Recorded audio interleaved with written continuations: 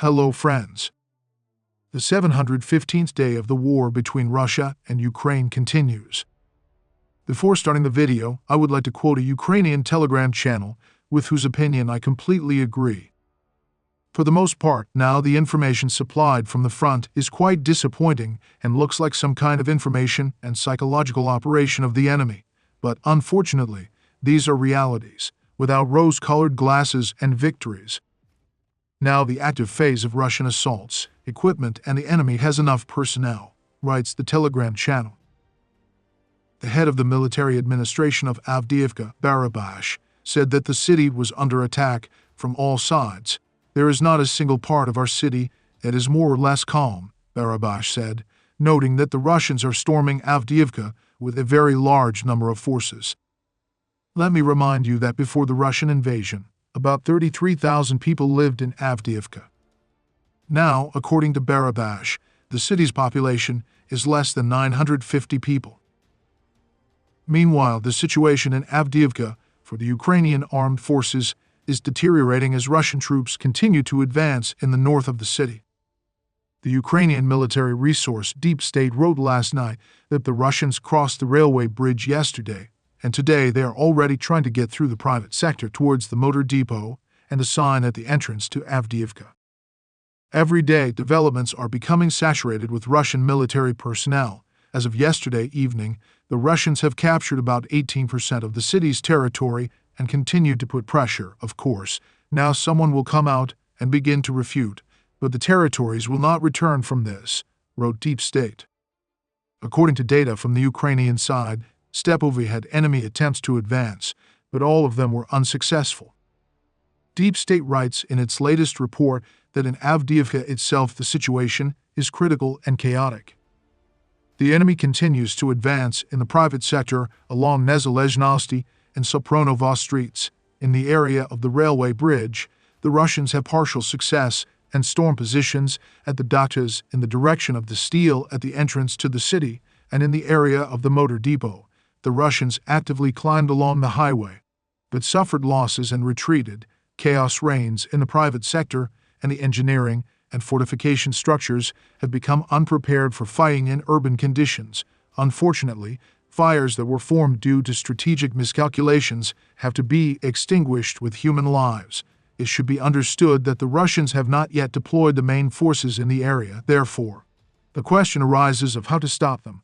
The latest movements of the enemy are designed to finally kill the logistics in old Avdiivka. So far, at the cost of the super efforts of the soldiers of the 110th Separate Mechanized Brigade, they have managed to hold the Eastern Front, which has undergone virtually no changes. In the south of the city, the enemy is so fanatical that they are entering surrounded and holding a perimeter defense.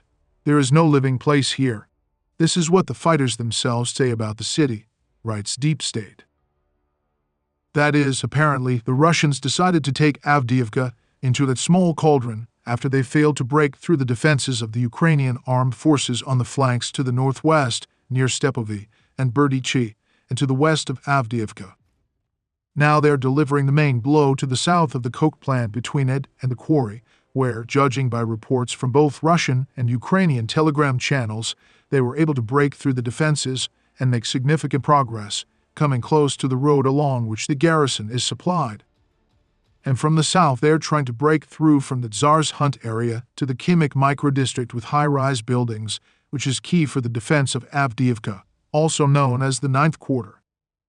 If this plan works, Ukrainian troops in the southern part of Avdiivka will be under the threat of complete encirclement and will be forced to retreat north. And so, today the dismissal of Commander-in-Chief Zaluzhny and the appointment of Syrsky to this post have already been officially announced. Zelensky made it clear in his address that the decision to fire Zaluzhny was provoked by the unsuccessful counteroffensive in 2023. We must honestly say, the feeling of stagnation in the southern directions and the difficulties in the battles in the Donetsk region influenced the public mood. Ukrainians began to talk less often about victory. This year should be the year when every Ukrainian soldier will know, as before, that the Ukrainian state, the Ukrainian army is capable of winning, he said. What is known about General Syrsky, the new Commander-in-Chief of the Armed Forces of Ukraine. Born on July 26, 1965, in the village of Novinky, Kyrgyzstan District, Vladimir region of the Russian Federation. Graduated from the Moscow Higher Combined Arms Command School. He began his service in 1986 in the Soviet Army as a commander of a motorized rifle platoon. During the war in Donbas, he was the Chief of Staff of the Anti-Terrorist Operation Forces. In particular, he participated in the command of the defense of Debaltseve in 2015, which ended in the loss of the city. By the beginning of the full-scale invasion of Russia, commander of the ground forces of the Ukrainian Armed Forces. He commanded successful operations for the Ukrainian army, the defense of Kiev, and the offensive in the fall of 2022 in the Kharkiv region. After the Kharkiv offensive, they began to talk about him as a possible replacement for Zaluzhny, about whose friction with the president's office they wrote even then. In 2023, Syrsky commanded the battles for Bakhmut, which were much less successful for the Ukrainian army. The Russians managed to capture the city and its surroundings, and the counteroffensive of the Ukrainian armed forces, launched in May 2023, did not lead to significant successes and actually stopped in December. Now the Russians are advancing there. The dispersion of forces in Bakhmut in Western media is called one of the reasons for the failure of the Ukrainian army's offensive in the south. Friends, this channel exists solely thanks to your support. If you have the opportunity and desire to support the channel, I will be very grateful to you.